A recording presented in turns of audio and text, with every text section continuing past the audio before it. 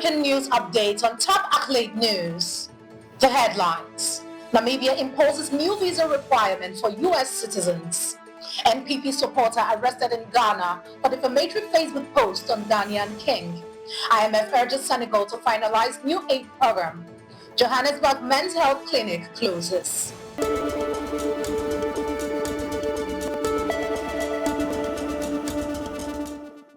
In politics, Namibia imposes new visa requirements for US citizens. The Namibian government has announced that starting April 1st, 2025, US citizens and tourists from more than 30 other countries will need to obtain a visa before entering the country. This new visa requirement targets citizens from non-reciprocating countries, which currently impose visa restriction on Namibian passport holders. However, visitors arriving at major entry points will still have the option to purchase a tourist visa upon arrival. The announcement follows the inauguration of Namibia's first female president, Netumbo Nandi-Ndaitwah, who has quickly made her mark with strong conservative policies, including opposition of abortion and same-sex marriage. Still in politics, NPP supporter arrested in Ghana for defamatory Facebook post on Ghanaian king. In Tamale, Ghana, police have arrested Al-Hassan Abdul Rahman, a social media activist and supporter of the opposition New Patriotic Party, after a Facebook post allegedly defamed Guyana, the overlord of Darfur Kingdom. Rahman, who was detained on March 22, 2025, was charged with offensive conduct and appeared in court 2 days later. The post was deemed derogatory towards the revered king, though Rahman claimed his Facebook account was hacked. The case has raised concerns for the Media Foundation for West Africa, which is calling for his release while investigation into the hacking claim continue. The case has been adjourned to April 3rd, 2025. Shifting focus to economy, IMF urges Senegal to finalize new aid program. The International Monetary Fund is pushing for Senegal to finalize a new aid program after suspending a $1.8 billion credit line in October due to revelation of fiscal mismanagement. An inquiry by Senegal's Court of Auditors uncovered that the country's debt had ballooned to nearly 100% of GDP, with a hidden $7 billion debt misreported under former President Macky Sall's administration. IMF official Eddie Jemaille confirmed the findings and urged the new government to focus on rebuilding public finances and implementing reforms. Despite the financial turmoil, Jemaille praised the new administration's transparency in handling public finances. Senegal's credit rating was downgraded following the report, and the country is under pressure to address its fiscal issues to regain international support. Moving to health, Johannesburg Men's Health Clinic closes. In Johannesburg, the Engaged Men's Health Clinic, which has provided crucial HIV treatment to LGBTQ+ community, is preparing to shut down due to a freeze on US foreign aid funding. The clinic, which relied on US aid, began auctioning off its assets to pay off 70 employees who are now out of work. The funding halt, initiated under the Trump administration, left staff members on unpaid leave since January, and many now face uncertain futures in an already tough job market. The closure raised concerns about how the LGBTQ+ community will access crucial health services in the future, while the US aid freeze has had similar impact on UN organizations globally, affecting programs in countries like Afghanistan, Sudan, and Ukraine. You are watching the African News Update on Top Accolade News. Do stay with us. Still to come.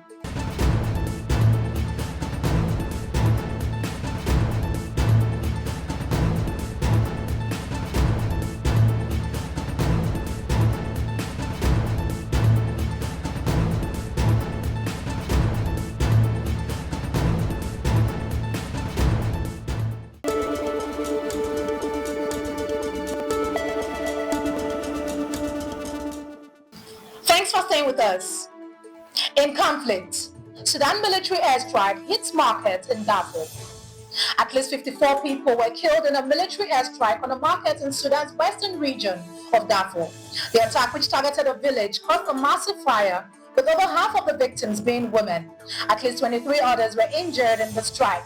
The Sudanese military has denied deliberately targeting civilians, calling the allegations incorrect, but human rights organizations have condemned the attack as a war crime, citing the impact on densely populated areas. The ongoing conflict in Sudan, which began in April 2023, has already claimed the lives of over 28,000 people and displaced millions, with violence in Darfur continuing to escalate.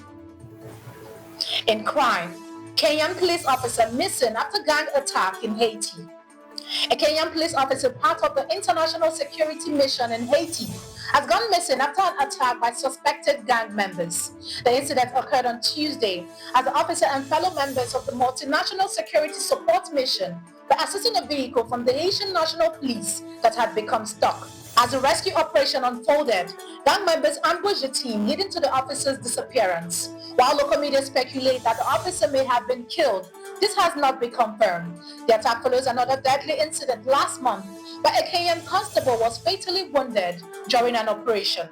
The Kenyan contingent deployed to Haiti in June 2024 to combat growing gang violence has seen over 5,500 deaths due to gang-related incidents in the country, with millions displaced. In entertainment, South African fashion designers protest against counterfeit goods. South African top fashion designers took to the streets of Sandton to protest of the rise of counterfeit goods threatening the local clothing and textile industry. The protest, part of the proudly South African Buy Local Summit and Expo, saw influential voices demand urgent action from the government to protect local jobs and businesses. With over 70,000 jobs lost and factories closing, designers are calling for less stringent regulations and greater protection against cheap imported counterfeits. As the local fashion industry faces a crisis, these creatives are rallying for change to save South Africa's economic and cultural heritage. Now in sports, Uganda Cranes secure 1-0 victory over Guinea in FIFA World Cup qualifiers.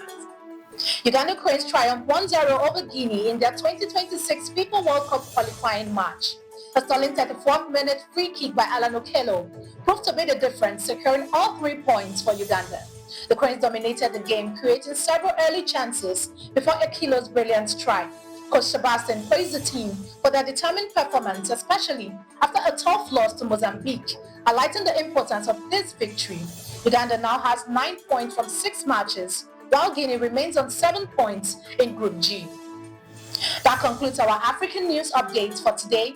Stay tuned for more African news and developments.